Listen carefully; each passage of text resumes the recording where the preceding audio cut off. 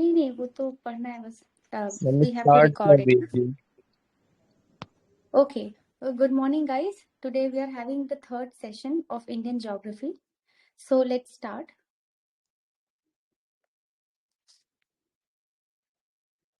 तो आज हम लोग करेंगे hill ranges of the peninsular plateau. तो यहाँ से स्टार्ट करते हैं. जो मोस्ट ऑफ द हिल्स हैं पेनिनसुलर रीजन के, वो रेलिक्ट या रेजिडुअल हिल्स हैं, मतलब पूरा कंटिन्यूअस चेन नहीं है. तो एक बार आप हिल रेंजेस देख लो, यहाँ पे रफ आइडिया ले लो.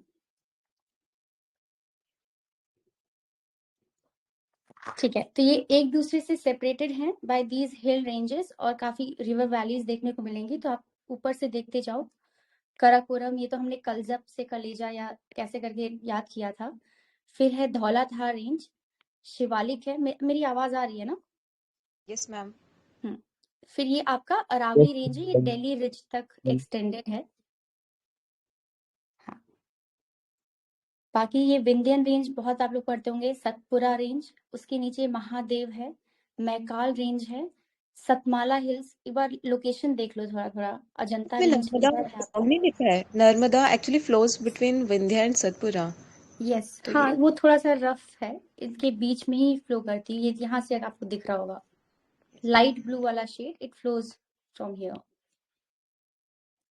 उसके बाद यहाँ देखते हैं मैकाल रेंज है, रामगढ़ हिल्स है, फिर गरझाट हिल्स, राजमहल हिल्स. ये हम लोग डिस्कस ऑलरेडी कर चुके हैं. आज मेजर फोकस होगा पेनिनसुलर वाले पे. तो यहाँ से देखो एक बार, ये कैमूर हिल्स है. कोई बताएगा कि माउंट आबू की जो सबसे हाईएस्ट पीक है वो कौन सी है? माउंट आबू खुद में ही हाईएस्ट पीक है उसका, अरावली का. हाँ, बट इसकी एक गुरु शिखर है ना, peak is the highest peak. ठीक है, अब इधर चलते हैं, अरावली रेंज देखते हैं. They are align to the north east to south west direction में है पूरा आपका. ये आपका रन करते हैं 800 किलोमीटर दिल्ली से लेके एंड पालनपुर इन गुजरात. एक बार लोकेशन देख लो अरावली रेंज का. यहाँ आपको दिख रहा होगा अरावली रेंज. एटलस होगा ना आपके पास, तो ये इसमें देख लेना अरावली रेंज. ये आपकी वन ऑफ द ओल्डेस्ट, सो सबसे ओल्डेस्ट फोल्ड माउंटेन है of the world and the oldest in India. तो इंडिया का ओल्डेस्ट अगर पूछा जाए तो वो अरावली ही हो जाएगा.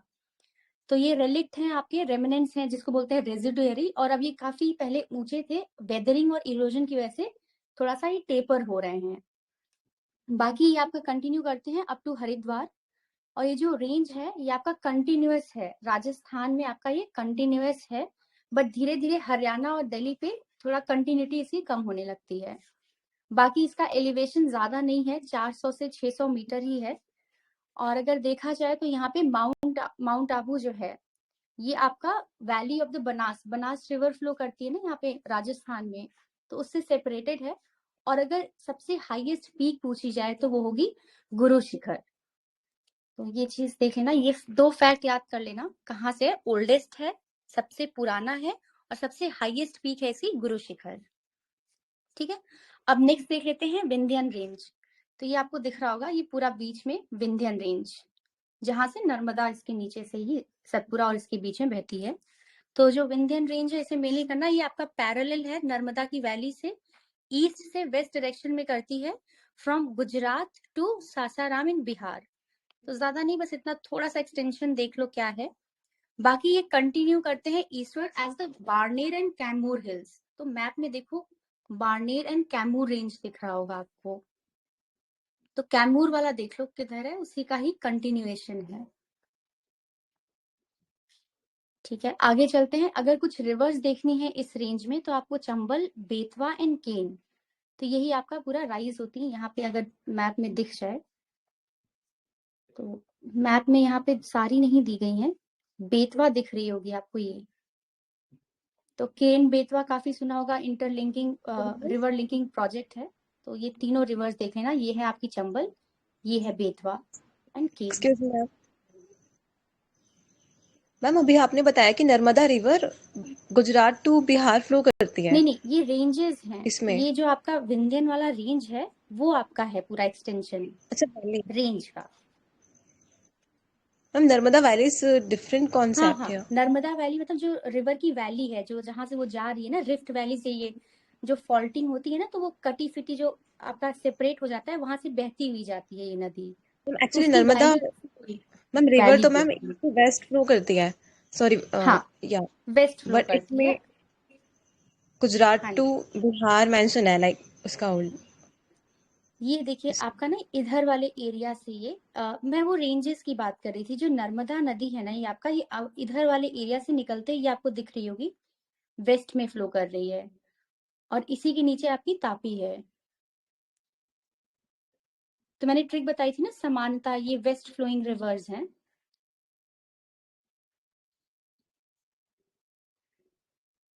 तो वो स्ट्रेच उसकी बात कर रहे हैं, रिवर की बात नहीं कर रहे हैं।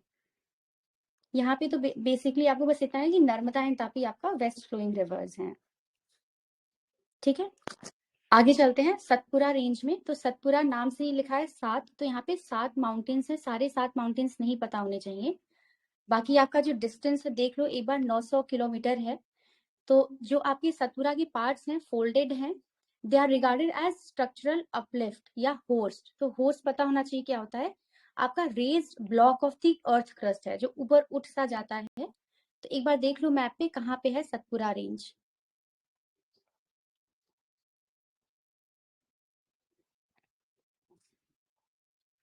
इसमें क्लियरली दिखिएगा, ये आपका अगर ये विंध्यन रेंज है, इसी के नीचे ही ये सतपुरा रेंज। तो कंट्री के थोड़ा पैरेलल ही है, तो ये देख रहे हैं 900 किलोमीटर सतपुरा रेंज। और इसमें आपको दिख रहा होगा ये विंध्यन लिखा है, अगर एटलस में देख रहे हो तो ये विंध्यन है, उसके नीचे ही ये है सतपुरा रेंज।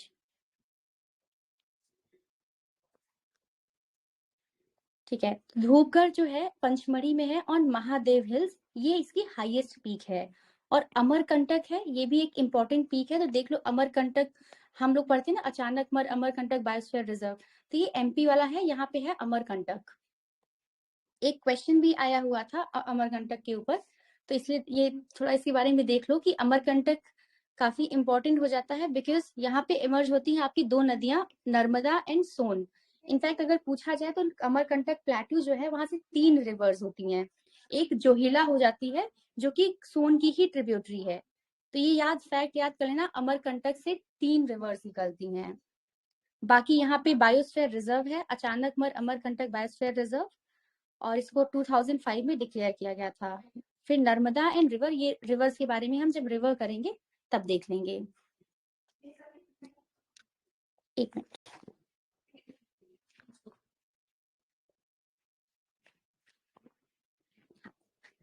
ठीक है, अब वेस्टर्न घाट्स देख लेते हैं। वेस्टर्न घाट्स को सह्याद्री भी बोलते हैं उनकी लोकल लैंग्वेज में।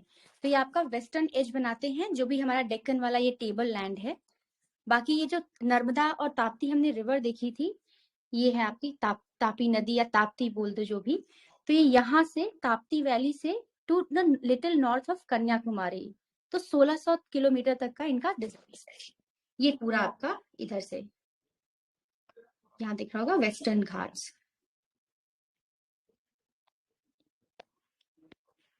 ये वाला एरिया। तो ये आपका जो वेस्टर्न घाट्स है, ये स्टीप साइडेड है, टेरेस है, और फ्लैट टॉप्ड हिल्स हैं। तो ये जो स्टेप वाली टोपोग्राफी होती है ना, टेरेस वाली, तो ये आपको देखेगा ये अरेबियन सी के साइड में। तो बाकी यहाँ पे इसको बोलते हैं लैंडेड स्टेयर एस्पेक्ट। तो वहां तक तो ये स्टेयर केस वाला है, फिर एकदम से ये राइज करती है to an average elevation of 1000 metres from the western coastal plains. तो ये थोड़ा सा इसका वो देख लेना, फिर जेंटल कहाँ पे है, ईस्टर्न फ्लैग पे। तो साउथ ऑफ द मालाबार, यहाँ पे आपको ये जो हिल्स हैं, नीलगिरी रेंज है, अन्नामलाई है, ये आपका देख लेना काफी यहाँ पे फॉरेस्टेड एरियाज हैं। तो ये वाला आपको दिख रहा होगा यहाँ पे, ये नीलगिरी हिल्स है, यहाँ पे अनामलाई हिल्स है, और कार्डेमम हिल्स है। तो 2 फैक्ट यहाँ पे और याद कर लेना, जो नीलगिरी की हाईएस्ट पीक है उसको बोलते हैं दोदा बेटा, और मलाई हिल्स पे जो है उसको बोलते हैं, यहाँ पे दिखा भी होगा, अनाई मुड़ी, ANI मुड़ी। तो ये अनाई उसमें भी नाम है, इसकी हाईएस्ट पीक में भी अनाई है, तो ये याद रह जाएगा। बाकी इसका देख लेना नीलगिरी का दोदा बेटा। फिर जो नॉर्दर्न सेक्शन है ये आपका जो वेस्टर्न घाट्स का है, जो तापी वैली से लेके आपका गोवा तक का है। यहाँ पे ये डेक्कन वाला ही पूरा एरिया है ना, डेक्कन ट्रैप्स दिख रहे हैं यहाँ पे, तो ये इसी से बना हुआ है। इसकी पीक्स मत याद करो उतना, बस एक देख लेना महाबलेश्वर। महाबलेश्वर इसलिए इंपॉर्टेंट है, कोई बताया कौन सी नदी यहाँ से निकलती है? ठीक है, कृष्णा नदी निकलती है महाबलेश्वर से, इसलिए ये इंपॉर्टेंट हो जाता है। बाकी एक घाट है थाल घाट। Mahabaleshwar हाँ, is also famous for one more thing. That's for Shravanbelgola. Yes, ठीक है, जो महाबली की मूर्ति है सबसे लार्जेस्ट मोनोलिथिक, उसके लिए। ठीक है, थाल Bahubali. घाट एंड, हाँ सॉरी मैम वो आपने जो नाम लिया महाबली, वो नहीं, उस वहाँ श्रवणबेलगोला में बाहुबली जी की है बाहुबली, उनकी। राइट, करेक्ट करेक्ट, हाँ। हाँ, थाल घाट एंड भोर घाट क्या है आपके इंपॉर्टेंट पासेस हैं जो कि पैसेज प्रोवाइड करते हैं रोड एंड रेल को बिटवीन कोंकण प्लेन्स। तो कोंकण प्लेन्स जो है ये महाराष्ट्र और गोवा रीजन में वेस्टर्न घाट्स को कोंकण प्लेन्स बोलते हैं। और जैसे आप थोड़ा नीचे आओगे केरला में, तो इसको कोई बताया क्या बोलते हैं? किसको? जो आपका वेस्टर्न घाट्स का है, ये जो नीचे ऊपर वाला जो कोस्ट है इसको कोंकण कोस्ट बोलते हैं। और यही चीज आप केरला में आते हो तो इसको बोलते हैं मालाबार कोस्ट। तो ये नाम थोड़ा सा यहाँ चेंज हो जाता है, बीच वाले एक्सटेंशन को कोंकण कोस्ट बोलते हैं, नीचे यहाँ की जो कोस्ट लाइन है उसको मालाबार कोस्ट बोलते हैं। ये देख लेना आप एक बार। तो ये कोंकण कोस्ट है, Maharashtra coast and Goa coast, and जो मालाबार कोस्ट है वो केरला एंड कर्नाटका कोस्ट पे इसका नाम चेंज हो जाता है। तभी हमने देखा नॉर्थ का जो सह्याद्रीज है। अब देख लेते हैं मिडिल में जो है सह्याद्रीज वेस्टर्न घाट्स। तो ये आपका अप टू नीलगिरी हिल्स, तो नीलगिरी हिल्स यहाँ पे है, तो यहाँ तक आएंगे। यहाँ पे आपको काफी डेंस फॉरेस्ट मिलेंगे देखने को। तो कुछ पीक्स हैं, देख लेना, मुझे तो नहीं इतनी इंपॉर्टेंट लग रही है ये। बस नीलगिरी हिल्स जो है आपको सह्याद्री को ज्वाइन करते हैं tri junction of Karnataka, Kerala and Tamil Nadu. In fact जो नीलगिरी वाला एरिया है वो ट्राई जंक्शन पे ही है, तो यहीं पे ये ज्वाइन कर लेते हैं तीनों, कर्नाटका, केरला एंड तमिलनाडु। तो यहाँ पे आपका वेस्टर्न एंड ईस्टर्न घाट्स का जंक्शन होता है। फिर दोदा बेटा मैंने बताया था नीलगिरी की हाईएस्ट पीक है, तो ये फैक्ट याद कर लेना। फिर इसका जो सदर्न जो सेक्शन है सह्याद्रीज या वेस्टर्न घाट्स बोल लो, तो ये आपका सेपरेट होता है पालघाट गैप। तो केरला में ही है ये पालघाट गैप, इसको पलक्कड़ गैप भी बोलते हैं। तो ये चीज देख लेना, ये जो हाई रेंजेस है एकदम से फिर टर्मिनेट हो जाते हैं दोनों गैप के, जो गैप यहाँ पे आता है तो यहाँ से थोड़ा हाइट कम हो जाती है। बाकी एक ये फैक्ट देख लो, रिफ्ट वैली क्या होती है? रिफ्ट वैली होती है आपकी लो लैंड रीजन है जो कि फॉर्म होता है जब टेक्टोनिक प्लेट्स एक दूसरे से अपार्ट करती हैं, मतलब ऐसे फट सी जाती हैं, दूर हो जाती हैं। तो ये आपका they are found on both the sides of the land and ocean. तो ये रिफ्ट वाला या मिड ओशनिक रिजेस हैं, ये फिनोमिना आपको ओशन में भी देखने को मिलता है। बाकी यहाँ पे देख लेते हैं जो south of the Palghat gap है, तो यहाँ पे आपको स्टीप एंड रग्ड स्लोप्स देखने को मिलेंगे। एंड अनाईमुड़ी जो है आपकी हाईएस्ट पीक है सदर्न इंडिया में। फिर कुछ और रेंजेस देख लो, अनामलाई है, पलानी है एंड कार्डेमम हिल्स हैं।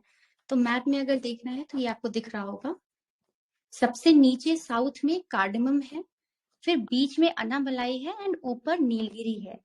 तो इसका कोई ट्रिक तो है नहीं, NAC ऐसे याद कर लेना, या लास्ट में देख लेना इलायची वाले जो हिल्स हैं कार्डेमम हिल्स, तो वो देख लेना ऐसे। ईस्टर्न घाट्स देख लेते हैं, ये आपका ईस्ट कोस्ट पे पैरेलल रन करते हैं। ये अपना ईस्ट कोस्ट हो गया एंड इधर आपका ईस्टर्न घाट्स पूरा। तो ये चेन है हाईली ब्रोकन एंड डिटैच्ड हिल। तो यहाँ पे ब्रोकन है क्यों? क्योंकि यहाँ पे जो रिवर्स हैं बहुत ज्यादा इसको काट देती हैं। इधर आपको फिर भी कंटिन्यूअस देखेंगे, बट यहाँ पे इरोजन एक्टिविटीज, डेल्टा फॉर्मेशन बहुत ज्यादा होता है। तो ये चीज, ये फैक्ट देख लेना कि हाईली ब्रोकन है एंड डिटैच्ड हिल्स हैं।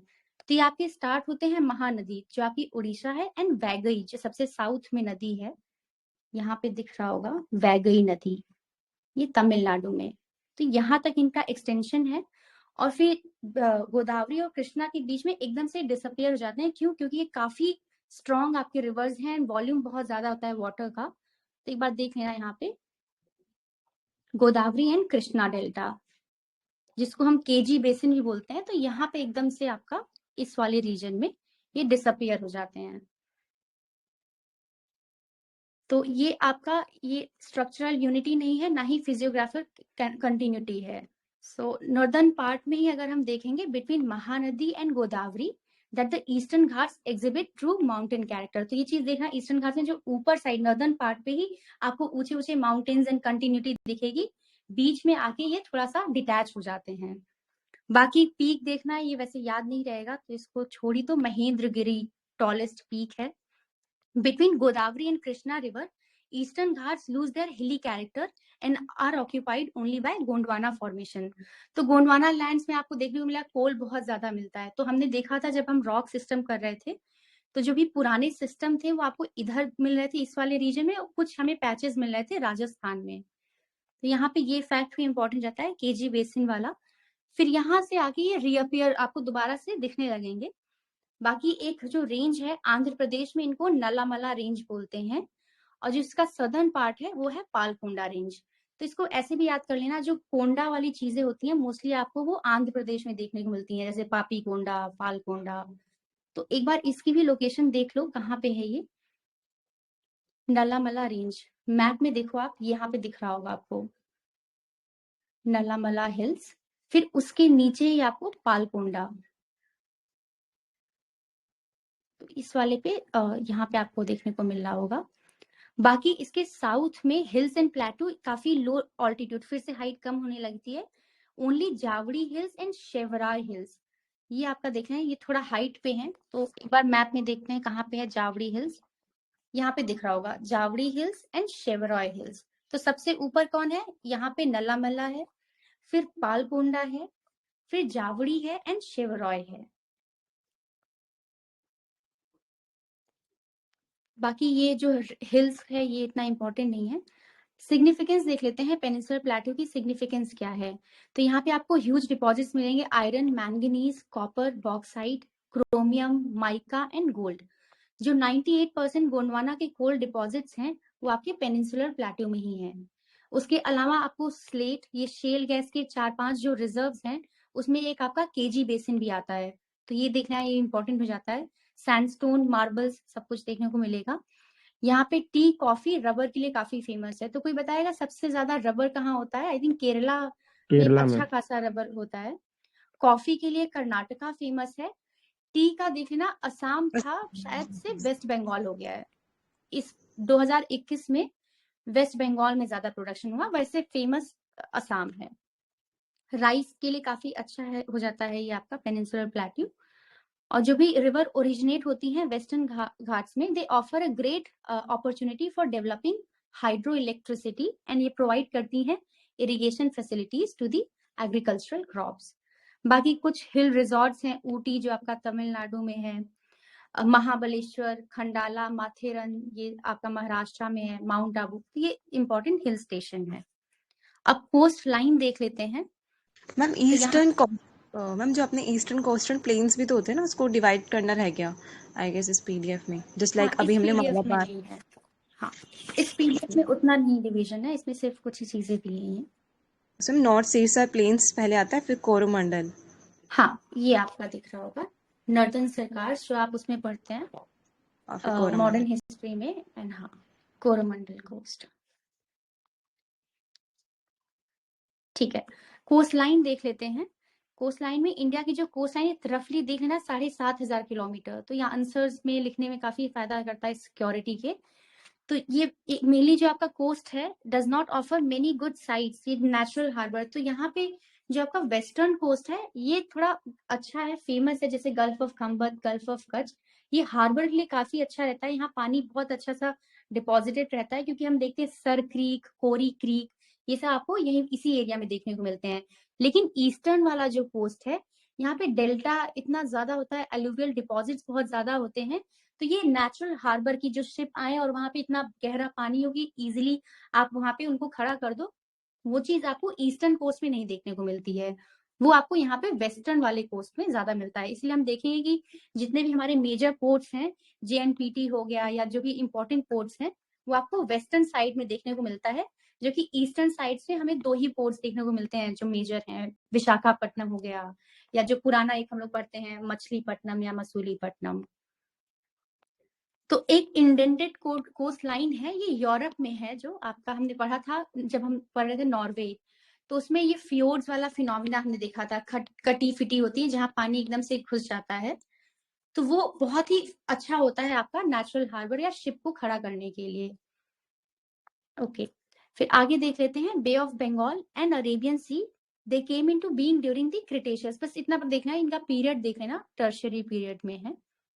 बाकी यहाँ पे इंडेंटेड कोस्ट लाइन क्या होती है, जिसकी अनइवन लेंथ होती है, या कटी फिटी जो लाइन हम लोग बोलते हैं कोस्ट लाइन। ईस्ट कोस्ट देख लेते हैं, इसमें ज्यादा कुछ है नहीं, ईस्ट कोस्ट ऑफ इंडिया बस कुछ नहीं, गंगा डेल्टा से कन्याकुमारी तक है। यहाँ पे आपका कौन कौन से रिवर्स का डेल्टा है, महानदी, गोदावरी, कृष्णा, कावेरी। दो लेक बहुत फेमस है, Chilka lake and Pulicat lake, तो ये आपके इंपॉर्टेंट है, इनका लोकेशन एक बार देख लो। तो यहाँ पे दिख रहा होगा लेक पुलिकट, एंड ऊपर है वहां उड़ीसा में, जहाँ पे आपका ये बहुत फेमस है ऑलिव रिडले टर्टल्स के लिए, वहां पे चिलिका लेक है। पुलिकट लेक का एक्सटेंशन देख लेना, शायद से 80% और 20% है, स्प्रेड है इसका दो स्टेट्स के बीच में। उसके बाद रीजनल नेम देख लेते हैं जो ईस्ट कोस्ट पे, तो जो उड़ीसा का कोस्ट है उसको उत्कल कोस्ट ही बोलते हैं। बाकी आंध्रा में कोई कंफ्यूजन नहीं, उसको आंध्रा कोस्ट बोल दो या तमिलनाडु कोस्ट बोल दो। और अगर आप तमिलनाडु और आंध्रा के कोस्ट को साथ में मिला दोगे तो उसको कोरमंडल कोस्ट बोल देते हैं, या फिर ये नाम नहीं पढ़ा होता है, पायन घाट या पयान घाट। ठीक है, वेस्टर्न कोस्ट पे देख लेते हैं, ये जो स्ट्रिप है इसकी गल्फ ऑफ खम्बत से लेके in the north to Cape Comorin, तो केप कॉमरिन हमारा सदर्न मोस्ट पॉइंट है इंडिया का। और अगर हम पानी को भी मिला दें तो क्या है हमारा southern most point, Indira point, Indira point है। ठीक है, अंडमान एंड निकोबार। तो नॉर्थ से साउथ अगर हम डिवाइड करते हैं तो ये कोंकण कोस्ट हो गया, फिर है Karnataka coast and Kerala coast. बाकी यहाँ पे जो बना है अलुवियम शॉर्ट स्ट्रीम्स लेकर आती हैं, एक dotted with a large number of bay, creeks, estuaries हैं, ये आप ज्योग्राफी में पढ़ लेना क्या होता है। तो एस्चुरी जो है नर्मदा एंड तापी का, ये मेजर वंस है, तो ये जब सी से मिलने से पहले जो यहाँ पे पानी का डिपोजिशन होता है, बहुत ही फर्टाइल होता है, अच्छा एरिया होता है, दैट इज एस्चुरीज। तो केरला कोस्ट जिसको हम लोग मालाबार कोस्ट बोलते हैं, इसमें काफी लेक्स हैं और ये टूरिस्ट डेस्टिनेशन हो जाता है क्योंकि यहाँ बैक वाटर्स हैं जिनको कायल्स बोलते हैं। तो ये काफी फेमस होता है, आपका हाउस बोट्स वहां पे फेमस हैं केरला में, तो इसलिए है। और एस्टोरीज क्या होता है, फिर से एक्सप्लेन किया। हाँ, जब नदी ये डेल्टा बनाती है, ये सी से मिलने वाली होती है, तो उसके बीच में जो ये पानी डिपॉजिट हो जाता है भरा हुआ, दैट इज आपका एस्चुरी। ठीक है, जब ये सी से ओशन से मिलने से पहले का जो पानी का एरिया होता है, दैट इज एस्चुरी। ठीक है, कोस्ट लाइन ऑफ इमर्जेंस देख लेते हैं एंड सबमर्जेंस देख लेते हैं। तो ऑलवेज रिमेंबर जो हमारा वेस्टर्न कोस्ट है वो सबमर्ज्ड कोस्ट है, और जो आपका यहाँ पे ईस्टर्न कोस्ट है that is emerged coast line. तो जो सबमर्ज्ड कोस्ट लाइन है, it is very good for harbours वाला जो मैं बात कर रही थी, कि पानी यहाँ पे इकट्ठा हो जाता है, ज्यादा पानी का लेवल होता है, तो यहाँ पे शिप को खड़े करने में बहुत आसानी रहती है। तो इमरजेंस वाला क्या होता है कि जैसे इमरजेंस नाम से ना कि इमर्ज हुआ है मतलब उठा हुआ है, that is upliftment of the land, और सबमर्ज उसका ठीक उल्टा हो जाएगा।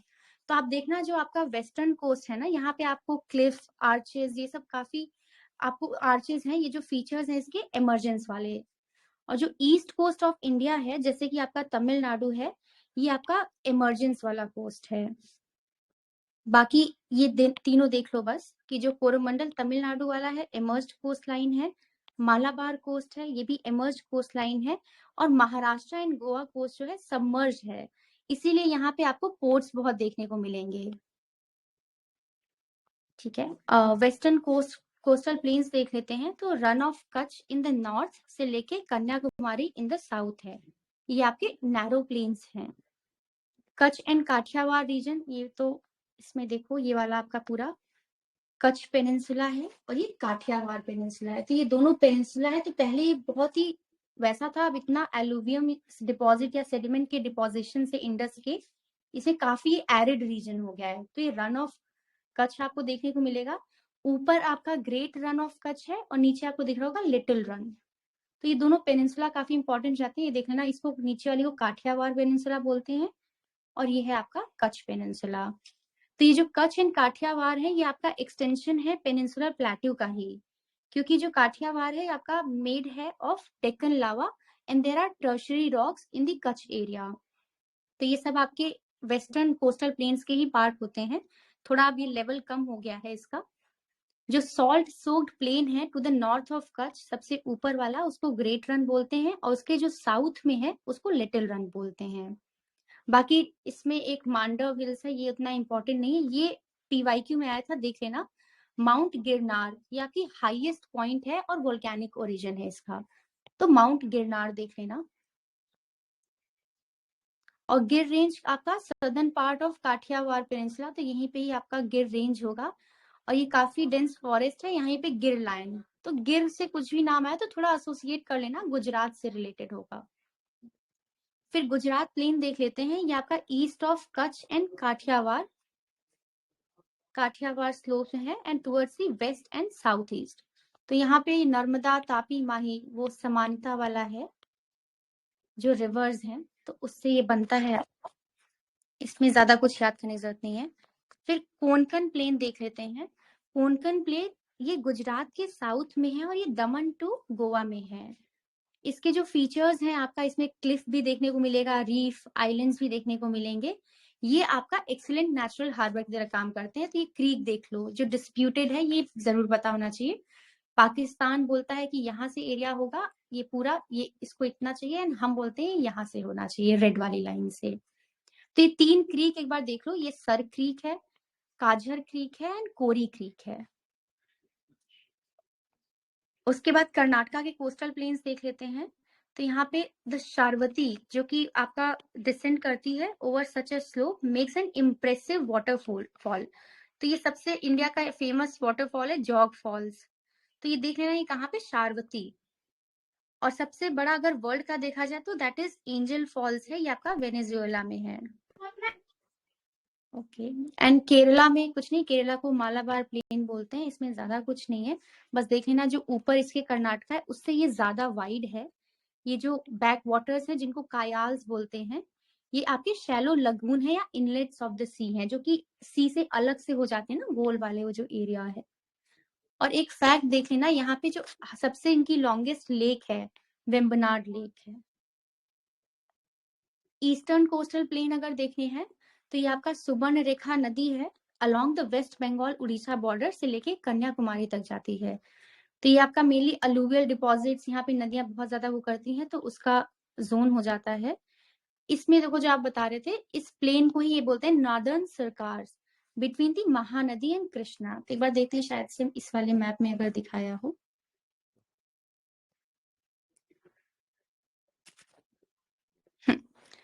यहाँ पे ये वाला आपका रीजन पूरा, ये नॉर्दर्न सिरकार्स बोलते हैं। ये आपका महानदी और कृष्णा के बीच में है। तो कोई किसी बात ट्रिक हो तो बता देना या समझ लेना, ये महानदी एंड कृष्णा के बीच में है, and Karnataka between the Krishna and Kaveri reverse. फिर उत्कल प्लेन पता है कि उड़ीसा को बोलते हैं, तो उड़ीसा वाला जो लोकल नाम है दैट इज उत्कल प्लेन, और ये महानदी रिवर है उसका जो डेल्टा है उससे बनता है ये। और सबसे इंपॉर्टेंट है, उड़ीसा में तो Chilka lake is very famous, तो ये देख लेना, ये आपका biggest and brackish lagoon lake है। फिर कुछ फैक्ट्स दिए गए हैं।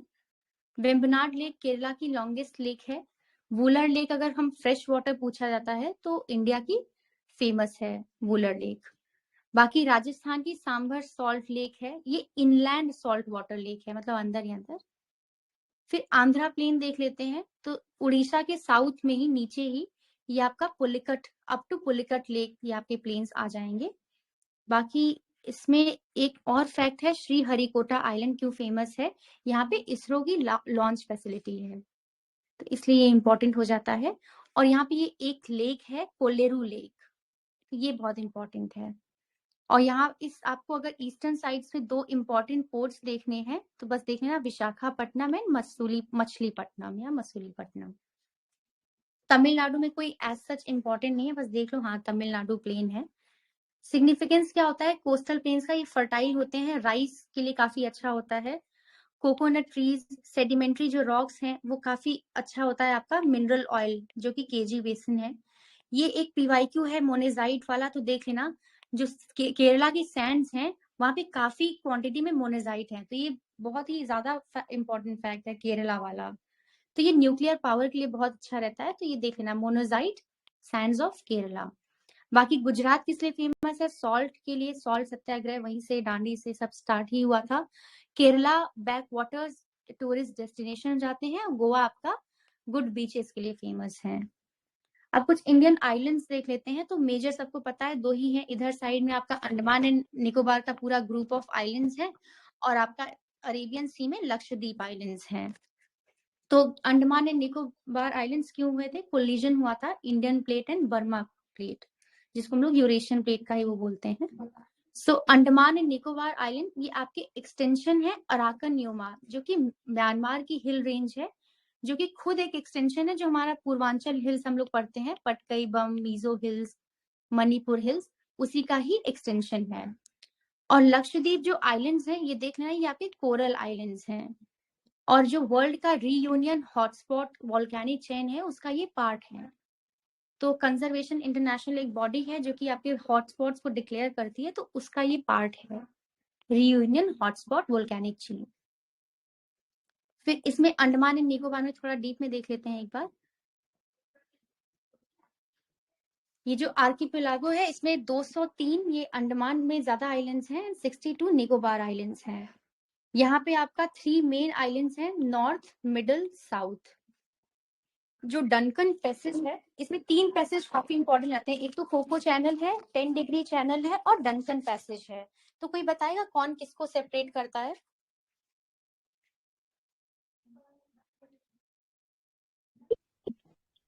कोको चैनल जो है सबसे नॉर्थ में, तो it separates Andaman from that Myanmar वाला पार्ट। And Okay. सबसे लास्ट में सबसे नीचे that is the great channel, 6 degree वाली चैनल, वो सेपरेट करती है इंडिया को। बंडा एक है अपने इंडोनेशिया का। फिर ये दो याद कर लेना, उसके बाद सी और जी, ठीक है। फिर बीच में देख लेना तो अंडमान को लिटिल अंडमान से डनकन पैसेज करती है पार। अंडमान को निकोबार से 10 डिग्री करती है, फिर निकोबार को ग्रेट निकोबार से सोमबोरो चैनल करती है।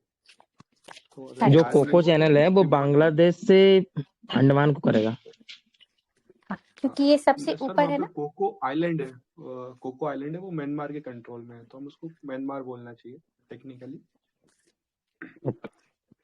तो अगर याद नहीं हो तो कैसे याद करना, तो Coco, Duncan, 10, Sombrero and great. Okay okay ठीक है, मैप में भी देख लो, ये ऊपर आपका सबसे ऊपर कोको चैनल दिखा रहा होगा, फिर नॉर्थ अंडमान दिखा रहा होगा, फिर मिडिल अंडमान है, साउथ अंडमान। तो इसमें भी 3 पार्ट्स हैं, तो ये देख लेना नॉर्थ, मिडिल एंड साउथ। और कैपिटल तो सबको पता है पोर्ट ब्लेयर, ये देखना ये साउथ वाले में है। फिर ये डंकन पैसेज आता है जो कि आपका ये ऊपर वाले आइलैंड्स को लिटिल अंडमान से अलग करते हैं। और अगर अंडमान एंड निकोबार को कौन अलग करता है वो इंपॉर्टेंट रहता है, पीवाईक्यू भी है, वो 10 डिग्री चैनल है, ठीक है। एंड ये देख लेना सोमब्रियो चैनल है एंड ग्रेट चैनल है।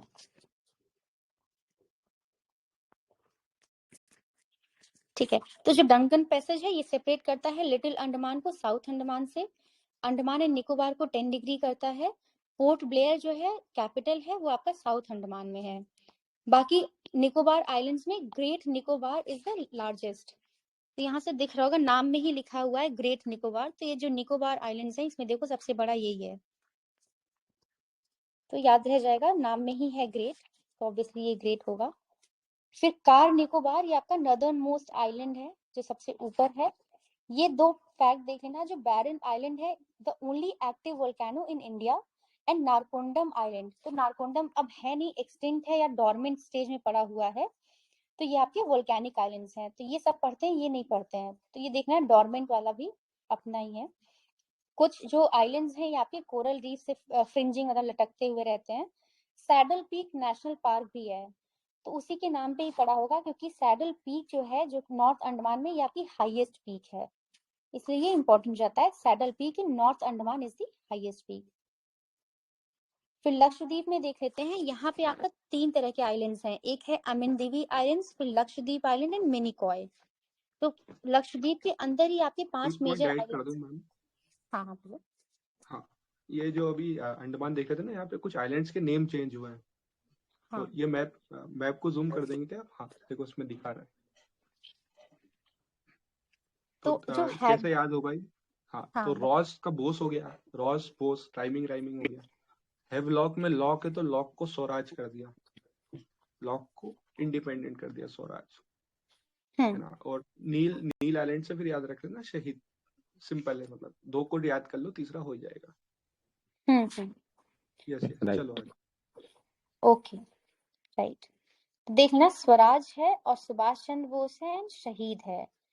तो रॉस वाला ही ये ज्यादा इंपॉर्टेंट रहता है ना, नेताजी सुभाष चंद्र बोस। तो इसको किया था नाम चेंज उन्होंने, रॉस आइलैंड को नेताजी सुभाष चंद्र बोस। तो ये तीनों नाम याद कर लेना।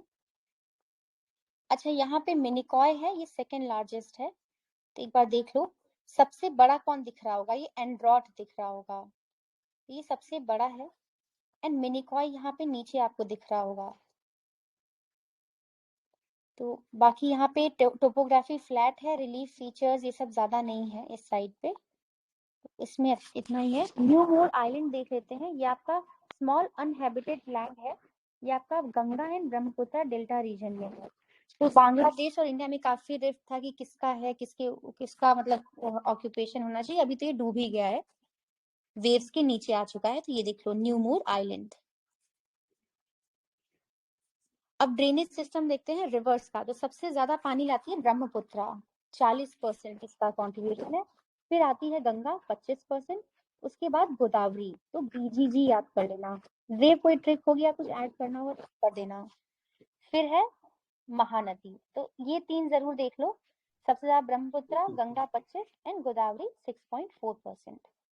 कंट्रीब्यूशन टू इंडिया है क्या ये ब्रह्मपुत्र वाला? हाँ, ये आपका इंडिया का फिर ही बन गंगा है ना लार्जेस्ट वाटर, तो गंगा लाती है। ये एनसीईआरटी में शायद है दिया हुआ।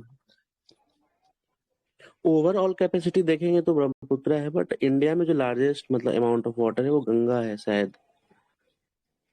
ओके ठीक है। तो गोदावरी वाला ये आप चेक करके बता देना कि क्या है। वैसे हाँ, गंगा होनी चाहिए, बट अगर टोटल देखें, अगर हम पूरा मिला देते हैं, ब्रह्मपुत्र जो तिब्बत से होते हुए आती है, तो उसका फ्लो ज्यादा होगा। बट एक बार आप क्लेरिफाई कर देना। और जो गोदावरी है, इसको दक्षिण गंगा भी बोलते हैं। तो ये साउथ की गंगा जिसको बोलते हैं, तो वो है। फिर रिवर्स देख लेते हैं। तो ब्रह्मपुत्र है, 916 किलोमीटर है ये इंडिया में। तो ये लॉन्गेस्ट रिवर है ऑफ इंडिया। फिर इंडस है, ये फैक्ट्स वैसे इतना याद नहीं रहेंगे। ये देख लेना, गोदावरी आपका पेनिनसुलर की लॉन्गेस्ट रिवर है। ब्रह्मपुत्र यहाँ भी ना लॉन्गेस्ट नहीं है, गंगा है लॉन्गेस्ट इन इंडिया। ओके ठीक है, ठीक है। और हाँ, यहाँ पे देखो ना, यहाँ पे 2900 है, बट लेंथ है 2525 है। आप एक बार फिर से वेरीफाई, एक बार गूगल कर लेना, फिर मुझे भी बता वो देना। इंडिया में ना गंगा ही 916 है। किलोमीटर लिखा हुआ है ना। हाँ, वो हेलो, लिखा हुआ है ना ब्रैकेट में 916। इंडिया में जो रिवर आती है उसको मतलब उसमें ब्रह्मपुत्र सबसे हाईएस्ट मतलब लॉन्गेस्ट है। और देखा जाए कोई इंडिया की देखा जाए तो गंगा है, ये है। ओके ठीक है, क्योंकि उसका सोर्स बाहर का है, इसलिए उसको नहीं वो ले रहे होंगे, ऐसा कुछ हाँ होगा हाँ, है ना। इसीलिए। All right. ड्रेनेज सिस्टम देख लेते हैं ओरिजिन के बेसिस पे। तो हिमालयन जो हिमालय से निकलती है वो पेरिनियल है, पूरे साल फ्लो करती है। ये तीनों Ganga, Indus, Brahmaputra. Peninsular river है आपकी, नॉन पेरिनियल है, महानदी, गोदावरी, कृष्णा, कावेरी, ये सारी। जो ड्रेनेज सिस्टम है on the type of drainage में, जो हिमालयन रिवर्स हैं या कोस्टल रिवर्स हैं, ये आपका सी में ड्रेन करती हैं। कुछ रिवर्स जो अंदर ही रह जाती हैं, जिनको एंडोरिक बेसिन बोलते हैं, जो ओशन से जाके नहीं मिलती हैं, जैसे कि लूनी। ये आपका ये इंपॉर्टेंट हो जाएगा। फिर ओरिएंटेशन टू द सी, कुछ ईस्ट फ्लोइंग रिवर है, कुछ वेस्ट। तो वेस्ट वाली ज्यादा नहीं है, वो वही है समानता वाली। तो वो बस देखना, चारों नदियां ज्यादा इंपॉर्टेंट है जो। और ये जो रिवर्स हैं आपकी, ये टीक फॉरेस्ट के लिए काफी फेमस रहती हैं। तो टीक वाला भी PYQ है, तो देख लेना कहाँ कहाँ ये मिल जाता है। तो जो बे ऑफ बंगाल है, वहां पे 77% ऑफ द ड्रेनेज होता है, और अरेबियन सी में 23% है। तो अरेबियन सी की ड्रेनेज नदी देख लेना, इंडस है, नर्मदा, तापी, साबरमती, माही। एंड ये आपका flowing to the western coast. तो सह्याद्री कुछ नहीं है, वेस्टर्न घाट्स ही हैं। ओवर 90% ऑफ द वाटर जो है आपका वो ड्रेन होता है बे ऑफ बंगाल में, और जो रेस्ट है वो ड्रेन होता है अरेबियन सी। फिर कुछ फैक्टर्स हैं कि क्यों ऐसा डिस्ट्रीब्यूशन है कि कहीं बे ऑफ बंगाल में आपको ज्यादा फ्रेश वाटर क्यों मिल रहा है एज कम्पेयर टू अरेबियन सी। तो जो अरेबियन सी का ड्रेनेज है, या जिसको वेस्टर्न ड्रेनेज बोलते हैं, वहां पे कम रेनफॉल होती है। तो आप देखो ना, राजस्थान, इधर आपको ज्यादा रिवर्स नहीं देखने को मिलेंगी, राजस्थान, हरियाणा, पंजाब। और हमने देखा था जो थोड़ा बहुत इनको रेन मिलती है विंटर वाली, वो वेस्टर्न डिस्टर्बेंसेस वाला, वो भी बहुत ज्यादा नहीं होती है। जबकि ईस्टर्न साइड है जो आपका बे ऑफ बंगाल साइड है, वहां पे आपको साउथ वेस्ट मानसून भी मिलता है और नॉर्थ ईस्ट मानसून, तो इसीलिए वहां की नदियां में ज्यादा पानी होता है। बाकी जो most of the Himalayan reverse हैं आपका ईस्टर्न ड्रेनेज, ये गंगा, ब्रह्मपुत्र, ये सब वहीं जाके मिल रही हैं बे ऑफ बंगाल में। जो इंडियन रिवर्स है अरेबियन सी वाली, वो सीजनल होती हैं या फिर पूरे साल नहीं फ्लो करती हैं, जैसे कि लूनी या नर्मदा। और बे ऑफ बंगाल में हमने देखा भी है कि ज्यादा साइक्लोन्स होते हैं, तो जो साइक्लोन रेनफॉल है उसका भी एक कंट्रीब्यूशन होता है कि उधर साइड ज्यादा आपका फ्रेश वाटर मिलता है उन्हें। बाकी अब देख लेते हैं मेजर रिवर सिस्टम या ड्रेनेज सिस्टम देख लेते हैं। तो हमारे यहाँ 22 बेसिन है, सेंट्रल वाटर कमीशन, वो इतना इंपॉर्टेंट नहीं, इसको छोड़ सकते हैं। एक बार रिवर्स देख लो ऊपर से, तो ये इंडस रिवर है, जेसीआर बोस, जिसमें आरबीएस आपका इंडिया में है। एक यहाँ पे गोबिंद सागर है, तो ये देख लेना, गोबिंद सागर। लूनी नदी देख लो एक बार, सांभर सॉल्ट लेक इधर है, एंड दिस इज लूनी नदी। एंड ये साबरमती, माही, नर्मदा एंड तापी, ये आपका वेस्ट में फ्लो हो रही हैं। ये गंगा का पूरा है, उसके ट्रिब्यूटरी यमुना यहाँ से मिलते हुए। शारदा नदी, यहाँ पे शारदा, घाघरा, गोमती, गंडक एंड सोन नदी है। रिहांद डैम है, ये भी काफी फेमस डैम है। बाकी दामोदर नदी, ये भी पीवाईक्यू में आया था शायद से 20 या 21 में। महानदी डेल्टा है यहाँ पे। एंड गोदावरी कृष्णा बेसिन, तो ये वाला देखो काफी सबसे बड़ा डेल्टा हो जाता है यहाँ पे। पेन्नार नदी, कावेरी, वैगई, तो सबसे नीचे वाली जो इंपॉर्टेंट नदी है वो वैगई, याद रख लेना। तो हिमालयन रिवर्स में 3 आती है, इंडस, ब्रह्मपुत्र एंड गंगा। तो ये जो हिमालयन रिवर्स को आपको एंटीसीडेंट रिवर्स ही बोलते हैं। क्यों? क्योंकि इन्हें माना जाता है कि जब कोलिजन नहीं हुआ था इंडियन और यूरेशियन प्लेट का, ये तब से एग्जिस्ट कर रही हैं, और ये तब टेथिस सी में जाके गिरती थी। तो ये तिब्बतन रीजन से तब फ्लो करके इसी सी में गिरती थी। बाकी जो डीप गॉर्जेस हैं इंडस, सतलज, ब्रह्मपुत्र के, ये इंडिकेट करते हैं कि ये ओल्डर हैं आपके हिमालय से भी। तो उनके सेडिमेंट्स को पढ़ने के बाद पता चला होगा कि ये काफी पुराने हैं। तो ये टर्म देख लेना, इनको एंटीसीडेंट रिवर्स भी बोलते हैं। पेनिनसुलर रिवर में हमें पता ही है, गोदावरी है, कृष्णा, कावेरी, महानदी। अब वेस्ट फ्लोइंग रिवर्स वही आपका हो गया। इंडस रिवर सिस्टम में क्या है, इंडस को सिंधु नदी भी बोलते हैं इन संस्कृत। तो इंडस का सोर्स अगर देखा जाए तो वो कैलाश रेंज, जो कि मानसरोवर लेक के क्लोज में है, वहां से है। झेलम आपका वेरीनाग में है, चेनाब का बारालाछा पास, और रावी का है रोहतांग पास, और ब्यास का है नियर, ये भी रोहतांग पास। एग्जैक्ट लोकेशन अभी जब रिवर्स करेंगे तो उसमें देखेंगे। इंडस रिवर को जो नाम है, इंडिया का जो नाम है, इसी नदी से ही आया है। ये आपका नॉर्थ वेस्ट डायरेक्शन में फ्लो करती है। इसका जो सोर्स है कैलाश रेंज है। तो ये आपका तिब्बत में near lake Mansarovar till the नंगा पर्वत रेंज। बाकी जब ये एंटर करती है जम्मू एंड कश्मीर में, तो ये लद्दाख और जंस्कर रेंज उसके बीच से फ्लो करती है। तो कौन कौन से एरियाज हैं, लद्दाख, बल्टिस्तान एंड गिलगिट, तो ऊपर वाले ही रीजन है। तो ये चीज देख लेना, इंडस रिवर एक बार मैप में देख लो।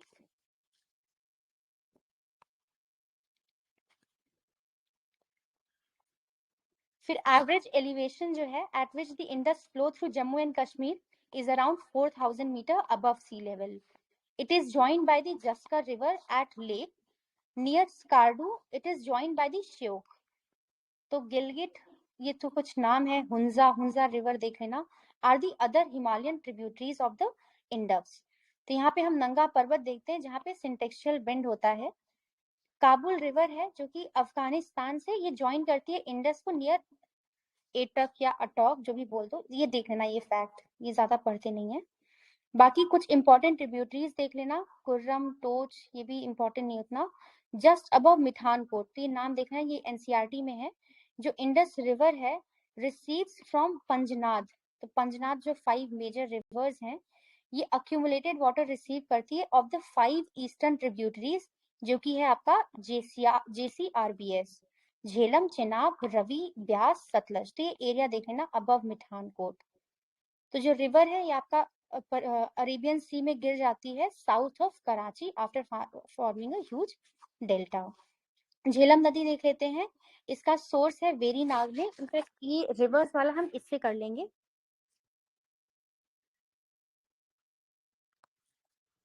इसमें ज्यादा अच्छे से दिया हुआ है, तो इधर से कर लेते हैं रिवर्स। रिवर्स ऑफ इंडिया अगर आप देखोगे तो यहाँ पे इंडियन रिवर्स हैं, तो ये नर्दर्न रिवर है और पेनिनसुलर में 2 डिवीजन है इसका। नर्दर्न में ये 3 हमने देखा था, और पेनिनसुलर में कुछ वेस्ट फ्लोइंग है और कुछ ईस्ट फ्लोइंग है। तो सबसे पहले आती है इंडस रिवर, तो इंडस है, उसकी प्लस 5 ट्रिब्यूटरीज हैं, तो मेनली देख लेना, जिसमें IJC वो आपका पाक में है, और RBS आपका इंडिया में है। तो ये पार्टीशन ट्रीटी हुई थी, इंडस वाटर ट्रीटी है 1960 की।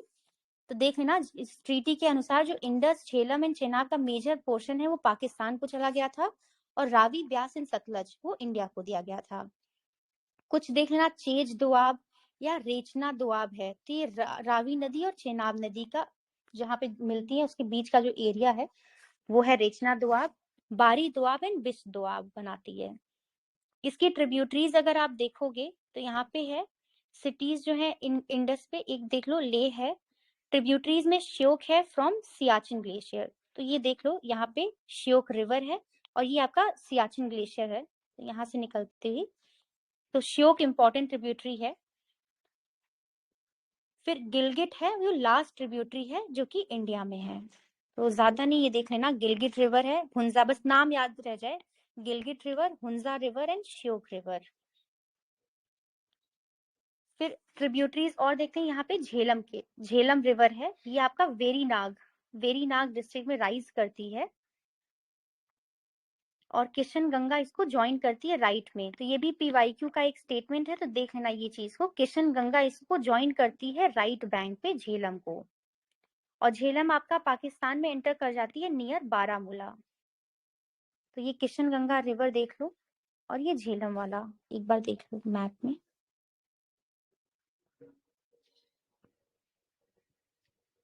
फिर कुछ ट्रिब्यूटरीज इंडस की, ये चेनाब वाला देख लेते हैं। यहाँ की 2 हेडवर्ड ट्रिब्यूटरीज हैं, चंद्र एंड भागा। तो जो चंद्रा है ये आपका ओरिजिनेट करती है जोजिला में, और भागा एट बारालाचा। तो ये चंद्र और भागा रिवर को ही मिला के आपका चेनाब रिवर ये फॉर्म हो जाता है। तो ये देखना, चंद्र एंड भागा। जो डैम है एक बार देख लो, धुलहस्ती, बगलिहार एंड सलार। किसी को ट्रिक पता होगी कि कैसे याद करना है तो प्लीज ऐड कर देना, या कुछ एक्स्ट्रा पॉइंट्स ऐड करना हो तो बता देना। रावी का देख लेते हैं, तो ये रावी इज वेरी फेमस यहाँ पे। तो इसका सोर्स है रोहतांग पास, तो रोहतांग से जो लोग ट्रैवल करते हैं वो ज्यादा बहुत अच्छे से जानते होंगे रोहतांग पास इन हिमाचल प्रदेश।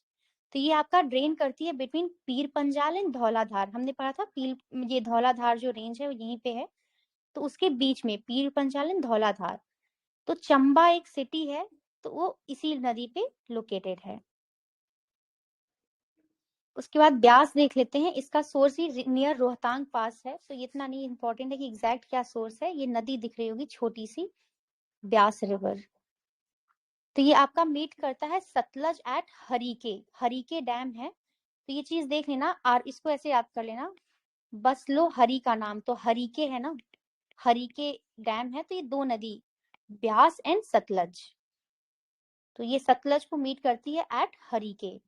कुल्लू क्या है, ब्यास की ट्रिब्यूटरी है ऑन पार्वती। तो ये आपका पूरा इंटायरली आपकी RBS वाली जो नदियां हैं इंटायरली इन इंडिया हैं। उसके बाद देख लेते हैं यहाँ पे, ये आपका सतलज के बारे में देख लेते हैं। तो ये आपका ओरिजिनेट करती है नियर लेक रखस। ये इंडिया में कैसे एंटर करती है, थ्रू शिपकीला पास है जो कि हिमाचल प्रदेश में है, और इसकी एक इम्पॉर्टेंट ट्रिब्यूटरी है स्पीति। इस पे ही स्पीति, लाहौल स्पीति आपका फेमस है टूरिस्ट लोकेशन। तो वो देख लेना। फिर एक क्वेश्चन पूछा गया था, which one of the following rivers does not originate in India, तो कोई बताएगा क्या होगा इसका आंसर? सतलज ये अपना मानसरोवर के पास है। हाँ, तो तिब्बत वाले एरिया में। ठीक है, एक ये भी बता दो क्या है करेक्ट सीक्वेंस, क्या है गिवन रिवर्स का?